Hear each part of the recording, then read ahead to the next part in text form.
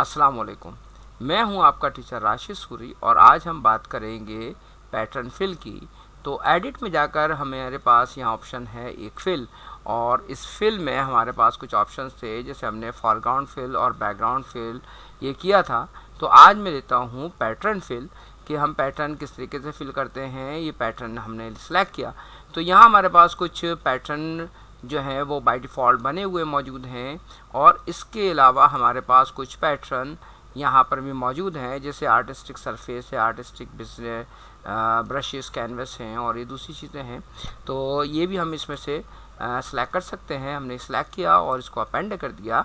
तो अपेंड किया तो हमारे पास ये पैटर्न कुछ हमारे पास आ गए हैं, और इनमें से हम कोई सभी एक पैटर्न सेलेक्ट करेंगे और इसको ओके करेंगे तो हमारे पास एक ये पैटर्न वो बन जाता है। अच्छा, कंट्रोल Z करके मैं बैक हो जाता हूँ और लेयर पैनल को खोल लेते हैं, और फिर हम यहाँ पर एक न्यू लेयर बनाकर और पैटर्न फिल करते हैं। तो पैटर्न फिल्स में हमारे पास ये बहुत सारे पैटर्न मौजूद हैं। जैसे कि मैंने आपसे कहा कि हमने ये पैटर्न लिया और यहाँ से हम इसको ओके कर लेते हैं और अप्लाई कर देते हैं। तो कोई भी पैटर्न हम सेलेक्ट कर सकते हैं, कोई पैटर्न हम बना सकते हैं। तो हम अब दोबारा एडिट में जाते हैं और फिल में आते हैं, और मैं इसको रीसेट कर देता हूँ, रीसेट पैटर्न, और इसको आपने ओके किया,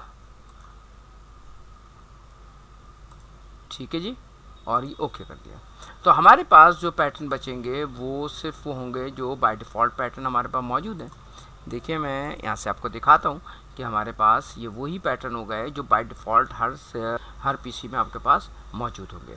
अच्छा, अगर हम कोई पैटर्न अपना बनाना चाहते हैं या इन पैटर्न को चेंज करना चाहते हैं, इनमें कुछ ऑप्शंस हमारे पास हैं, उनको हम लेना चाहते हैं, तो वो सारी चीज़ें हम इस पर अप्लाई कर सकते हैं। जैसे कि मैंने एक ये पैटर्न सेलेक्ट किया है, और इस पैटर्न को सिलेक्ट करने के बाद मैं यहाँ पर अभी किसी चीज़ को सिलेक्ट नहीं कर रहा हूँ, बल्कि मैं ये स्क्रिप्ट, इस पर हम जाके चेक लगाते हैं तो हमारे पास कुछ ऑप्शंस आ जाते हैं कि इस पैटर्न को आप किस तरह से अप्लाई करना चाहते हैं। जैसे कि हमारे पास ये ब्रिक फिल है, तो मैं इसको ओके करता हूँ तो हमारे पास कुछ ऑप्शंस आते हैं, जैसे पैटर्न स्केलिंग। अब आप इसकी स्केलिंग जो भी हमारे पास बनी हुई थी उसका साइज़ 100% था, और यहाँ पर हमारे पास 0.5 है, तो मैं इसको 1 कर देता हूँ तो मेरे पास इसका एक्चुअल साइज़ जो है वो आ जाता है। इसी तरह स्पेसिंग हमारे पास इस वक्त 34 पिक्सल्स की है। अगर इसको हम 0 कर देते हैं तो ये स्पेसिंग मेरे पास बिल्कुल 0 हो जाती है। और इसी तरीके से मैं ऑफसेट बिटवीन ड्रॉज या ऑफसेट कलर रैंडम ये हम ले लेते हैं। तो कलर रैंडमनेस में जब हम जाएंगे तो इसमें हमें कुछ कलर्स नज़र आने शुरू हो जाएंगे अपने पैटर्न में। ये देखिए, ये कुछ कलर्स मैंने बढ़ाए हैं, तो ये कलर्स हमारे पास आते जा रहे हैं। तो अगर हम इसको 0 कर देंगे तो हमारे पास का कलर वही रहेगा जो ओरिजिनल हमारे पास पैटर्न का कलर है। और अगर रोटेशन करना चाहते हैं तो कितना रोटेट करेंगे हम वो भी इसमें अप्लाई कर सकते हैं। अभी मैं फ़िलहाल रोटेशन वगैरह को अप्लाई नहीं कर रहा हूँ। तो ये मैंने पैटर्न लिया है और इसकी स्केलिंग मैंने 100% रखी है और इसको ओके कर दिया।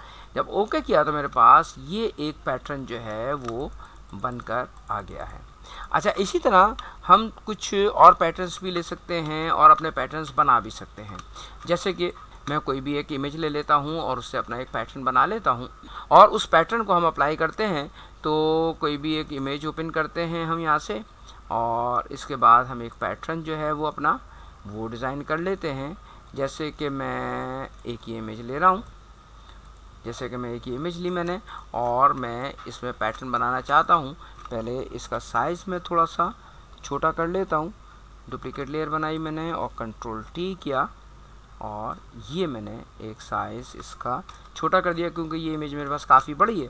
तो पैटर्न उसी साइज़ का बनता है जिस साइज़ का की हम सिलेक्शन लेते हैं। अच्छा, अब ये एक मैं पैटर्न ले रहा हूँ। तो पैटर्न लेने से पहले मैं आपको एक छोटी सी चीज़ और बता दूँ कि जिस वक्त आप पैटर्न बनाएंगे तो पैटर्न बनाते वक्त हमें सिलेक्शन जो है वो रेक्टेंगल या स्क्वायर में लेनी है, और दूसरा ये कि जो फैदर है हमारे पास आ रहा है फैदर 0 पिक्सल ये रखना है। अगर इसके अंदर हम कोई पैटर्न में कोई पिक्सल्स बढ़ा देंगे फैदर के तो फैदर्स में हमारे पास पैटर्न नहीं बनेगा। दूसरा ये है कि अगर हम रेक्टेंगल या स्क्वायर के अलावा कोई सिलेक्शन लें, जैसे कि हम ये एलिप्टिकल मार्की टूल से सिलेक्शन लेंगे, तब भी हमारे पास पैटर्न नहीं बनेगा। और अगर मैं कोई और अपनी मर्ज़ी से पेन टूल से कोई सिलेक्शन लेता हूँ तब भी मेरे पास पैटर्न डायरेक्ट नहीं बनेगा। तो सबसे पहले तो मैं एक रेक्टेंगल ले रहा हूँ और रेक्टेंगल से मैंने इतना हिस्सा इसकी फेस का बच्चे के सिलेक्ट किया है, और अब मैं आता हूँ एडिट में, और एडिट में आने के बाद हम आते हैं डिफ़ाइन पैटर्न।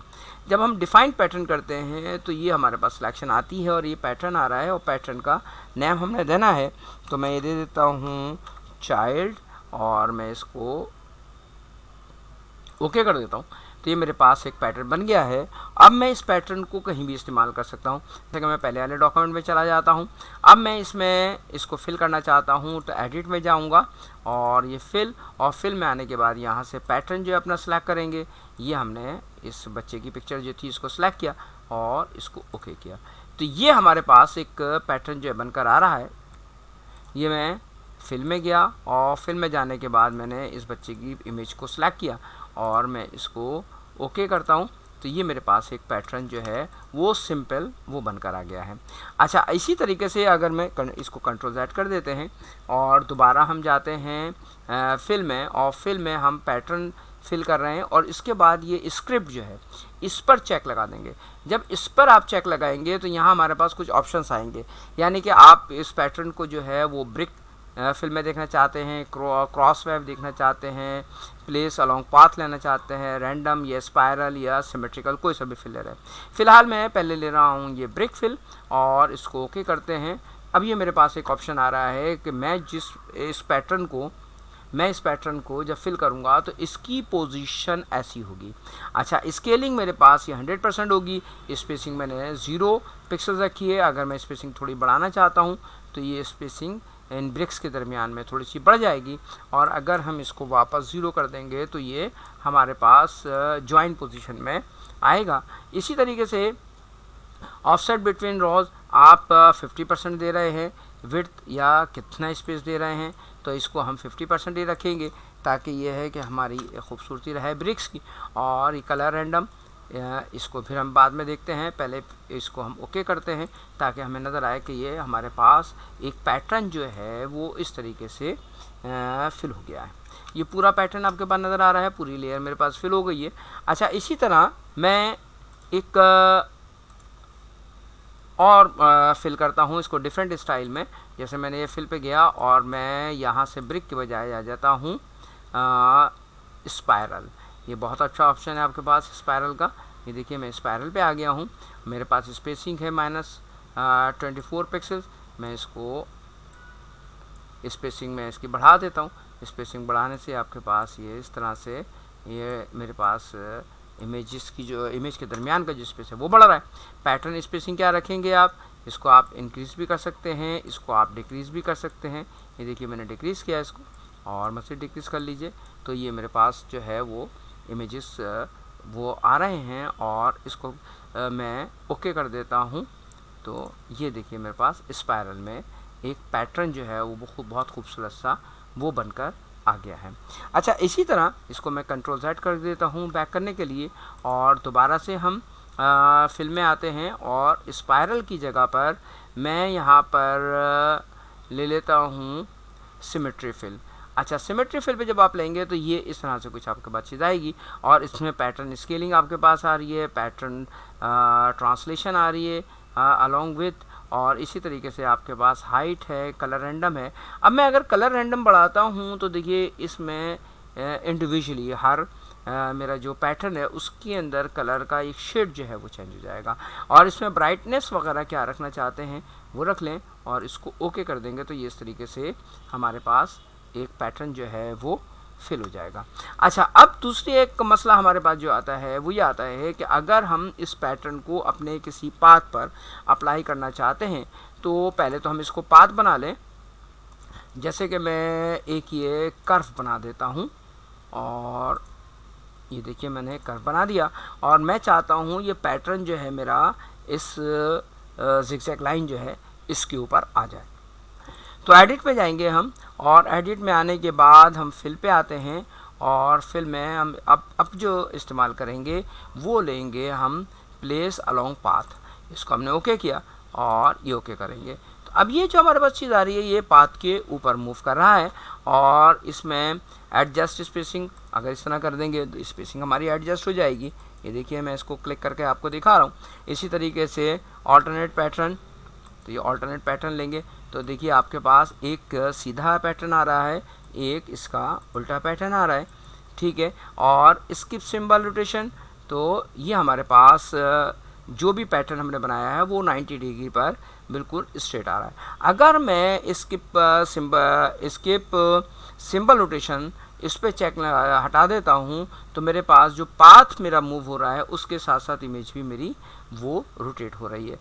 اسی طریقے سے ہم اس کو اوکے کرتے ہیں تو دیکھیے یہ میرے پاس ایک پیٹرن جو ہے وہ میرے پاتھ کے اوپر وہ موو ہوتا ہوا مجھے نظر آ رہا ہے.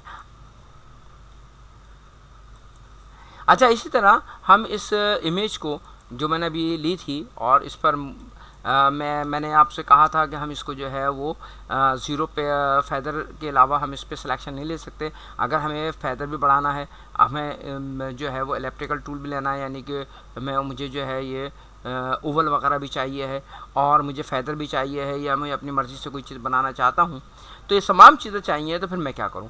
تو سب سے پہلے تو یہ ہے کہ جیسے میں نے ایک یہ اوول بنایا ہے نا، اس کے اندر جو بھی سلیکشن میری آ رہی ہے میں اس کا پیٹرن بنانا چاہتا ہوں، اور ایڈٹ میں جائیں گے تو یہ ڈیفائن پیٹرن ہمارا ڈسیبل ہو گیا، یعنی کہ یہ منع کر رہا ہے کہ میں اس کو اوول میں نہیں بناؤں گا. لیکن مجھے اوول میں بھی چاہیے، پلس یہ کہ میں فیدر لے لیتا ہوں، اور 20 پکسل کا فیدر لے لیتے ہیں، اور یہ سلیکشن لے لیتے ہیں. ٹھیک ہے، اور سلیکشن لینے کے بعد یہ سلیکشن لے لیتے ہیں، اور میں اس کو ایسا کرتا ہوں کہ سلیکشن کو تھوڑا سا روٹیٹ کر لیتے ہیں. تو سلیکٹ میں جانے کے بعد ٹرانسفارم سلیکشن، اور یہ دیکھیے میں نے تھوڑا سا اس کو روٹیٹ کر دیا امیج کو. ٹھیک ہے جناب، اور میں اٹھا کر اس کو تھوڑا سا سیٹ کر دیا میں نے اسے، اور یہ مجھے ایک پیٹرن چاہیے. انٹر کر دیجیے گا، اور اب میں آتا ہوں کہ اس کو ہم نے فیدر بھی دیا ہے، اس کو ہم نے اوول بھی دیا ہے، اور پیٹرن جب آ رہا ہے تو ڈیفائن پیٹرن ہمارے پاس ڈسیبل ہے. تو اب ہمیں جو ہے یہ پیٹرن بنانا ہے، یہ فیدر بھی ہونا چاہیے ہے، یہ اسی شیپ میں بھی ہونا چاہیے جو میں دے رہا ہوں. تو اس کی ایک چھوٹی سی ہمارے پاس ٹیکنیک ہے. وہ ٹیکنیک کیا ہے کہ ہم اس کو کاپی کر لیں گے کنٹرول سی کر کے، اور ایک نیو ڈاکیومنٹ اوپن کروں گا میں. تو یہ ڈاکیومنٹ اس سائز کا اوپن ہوگا جس سائز کا میں نے کاپی کیا تھا. تو یہاں پہ پیسٹ کر لیتے ہیں. تو یہ میرے پاس ایک سلیکشن جو ہے اس بچے کی آ گئی ہے. اب اس میں ایک چیز دیکھنے کی یہ ہے کہ جب ہم پیٹرن بناتے ہیں تو پیٹرن بناتے وقت ہمیں ایک چیز کا اور خیال رکھنا پڑے گا کہ پیٹرن ایز اٹ از بنتا ہے.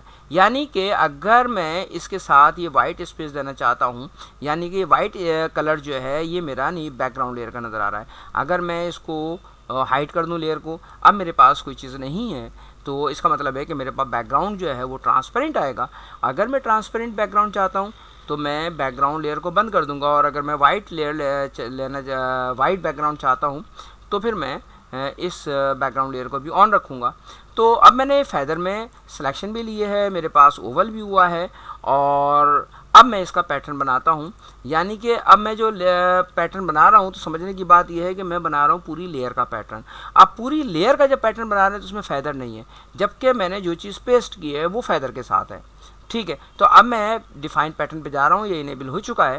اس کو اوکے کیجیے گا، اور اوکے جب کریں گے تو پیٹرن یہ آ گیا ہمارے پاس. میں اس کو چائلڈ 1 کر دیتا ہوں. یہ میرے پاس ایک پیٹرن بن گیا ہے. اس کے بعد میں اس کو فل کرتا ہوں کسی بھی لیئر پہ جا کے.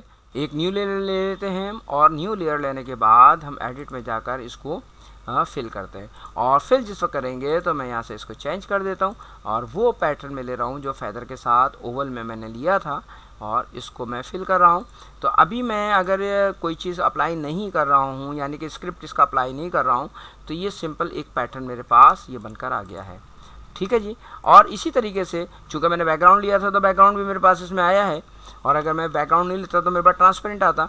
अब मैं इसमें फिल कर रहा हूँ, तो फिल करते वक्त मैं स्क्रिप्ट पर भी चेक लगा देता हूँ, और यहाँ पे मैं ब्रिक्स ले लेता हूँ या मैं स्पायरल ले लेता हूँ।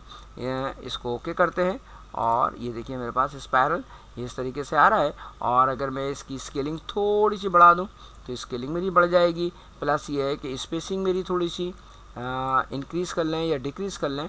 मैं इसकी स्पेसिंग थोड़ी सी ये इंक्रीज़ कर देता हूँ, और पैटर्न स्पेसिंग इसको थोड़ा सा हम बना लेते हैं, कम कर लेते हैं। और कलर अगर मुझे देने हैं तो मैं कलर इसमें थोड़ा सा बढ़ा दूँगा। अच्छा, रैंडमली कलर मैंने थोड़ा सा इसमें बढ़ा दिया है, और इसको ओके करते हैं तो ये चीज़ मेरे पास फिल्म में इस तरीके से एक पैटर्न बनकर आ गया है। अच्छा, अब इसमें एक चीज़ और कि अगर मैं इस पैटर्न के ऊपर कोई और पैटर्न अप्लाई करना चाहता हूँ तो यहाँ पर हमारे पास ये लेयर स्टाइल मौजूद है, और यहाँ पर ऑप्शन है हमारे पास पैटर्न ओवरले। जब हम पैटर्न ओवरले पे जाते हैं तो हमारे पास कौन सा आप इसके ऊपर पैटर्न अप्लाई करना चाह रहे हैं। जैसे कि मैंने पहले ही एक पैटर्न बनाया था, तो ये मेरे पास एक पैटर्न आ रहा था, और इसकी स्केलिंग ये देखिए मैं थोड़ा सी बढ़ा लेता हूँ, तो ये स्केलिंग मेरे पास बढ़ गई है। और इसकी अगर ओपेसिटी कम कर दें तो हम ये देखिए 2 पैटर्न मेरे पास इस वक्त ये बनकर आ रहे हैं, यानी कि 2 मुख्तलिफ़ किस्म के पैटर्न दे सकता हूँ, और इसके साथ में कोई भी पैटर्न ले सकता हूँ। जैसे मैं एक इस पैटर्न को ले लेता हूँ और इसकी ओपेसिटी कम कर देते हैं, तो ये हमारे पास ये एक बड़ा अच्छा सा इफ़ेक्ट हमारे पास आ गया है। और ये पैटर्न जो है 2 पैटर्न के साथ मिलकर आपके पास बना है। तो इस तरीके से हम अपने पैटर्न्स को बना सकते हैं, पैटर्न को एडिट भी कर सकते हैं, और पैटर्न 2 पैटर्न हम जो है वो पैटर्न ओवरले के थ्रू ले जा सकते हैं। अच्छा, इसी तरीके से अगर मैं एक पैटर्न फिल कर रहा हूँ, जैसे कि मैंने एक न्यू लेयर लेकर, और मैं यहाँ पर आता हूँ ये फिल, और फिल में मैं एक ये पैटर्न ले रहा हूँ, और पैटर्न में मैं इसको ओके कर रहा हूँ, यानी कि मैं इसमें से ये स्क्रिप्ट इसका ये बंद कर देता हूँ। ओके किया तो मेरे पास ये एक पैटर्न आया। अब इसी पैटर्न के साइज़ को मैं चेंज करना चाह रहा हूँ, तो ये मैं आता हूँ यहाँ पर लेयर स्टाइल में, और यहाँ पर पैटर्न ओवरले, और इसमें इसी पैटर्न को मैं अप्लाई करूँगा जो मैंने पैटर्न लिया है। और इसके बाद इसकी ओपेसिटी वगैरह भी 100% रखूँगा, और स्केलिंग इसकी मैं बढ़ा सकता हूँ और कम भी कर सकता हूँ, यानी कि मैं इस पैटर्न के साइज़ को भी थोड़ा सा इंक्रीज़ कर सकता हूँ। अभी मैंने 276% जो है ये बढ़ा दिया है।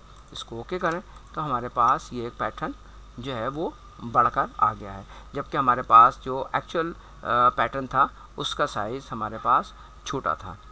तो इस तरीके से हम इन पैटर्न्स को बना सकते हैं और पैटर्न को एडिट भी कर सकते हैं। उम्मीद करता हूँ कि आपको मेरी ये क्लास पसंद आई होगी, और इस क्लास के बारे में मुझे कमेंट ज़रूर दीजिएगा, और नेक्स्ट क्लास तक के लिए मुझे इजाज़त दीजिएगा। अल्लाह हाफ़िज़।